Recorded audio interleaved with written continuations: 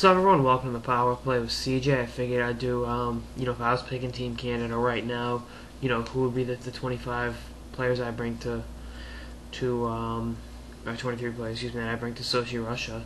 And, I disagree with a couple of picks I made a few months ago. If you saw my February piece on, they really break down there. A lot changed in a few months, and I disagree. I mean, I don't say disagree with the NHL.com picks.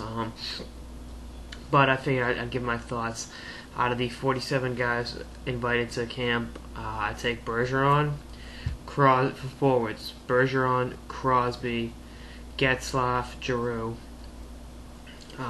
Rick Nash, Corey Perry, Mike Richards, Eric Stahl, Stamkos, Tavares, and Taves. That's 11 forwards that I think are locks. So there's two openings. I think you're going to need some size, some versatility, and guys like I said with versatility that can move, play a few different positions, but also play a few different roles. Can be in the bottom six if someone gets hurt or someone's game goes to hell, bump them up, maybe play them in the power play.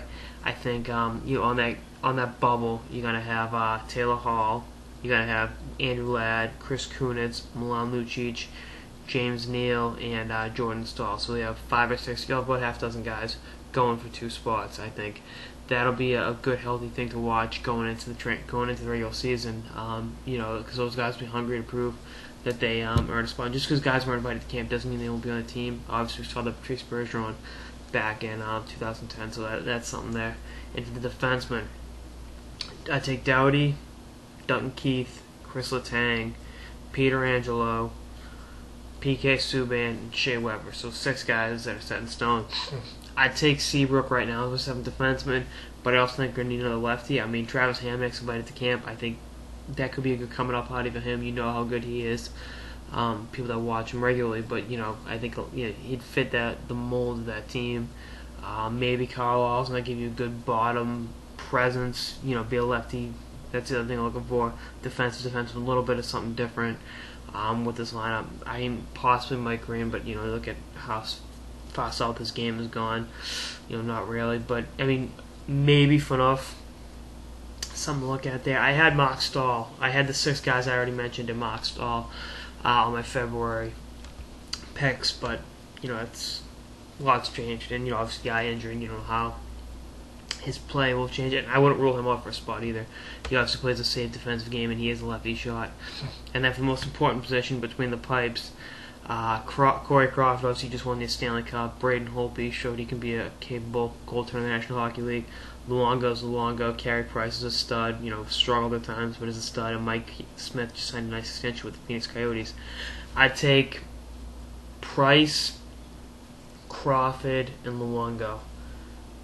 I mean, my whole thing is Price. If you saw my February piece, the slideshow, I had Price, Marc-Andre Fleury, and Luongo. The Fleury thing is going to happen. We've seen how, just like a few other guys, how fast all this game has gone.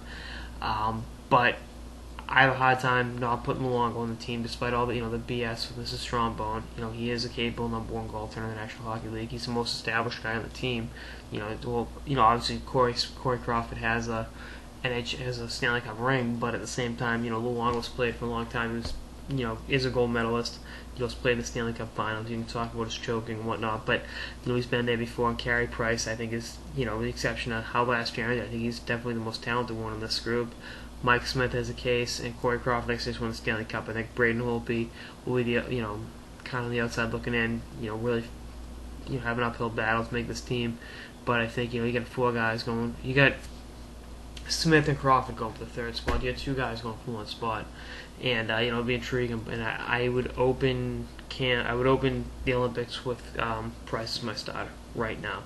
That could change, but that's just the way I look at it. So figured I'd weigh in on a couple roster battles to watch, and see what happens. But anyway, that's on this episode of the Power Play with CJ, breaking down Team Canada's Olympic tryout camp roster and my early picks for the team. Stay tuned for more episodes throughout the off season and beyond. Later, guys.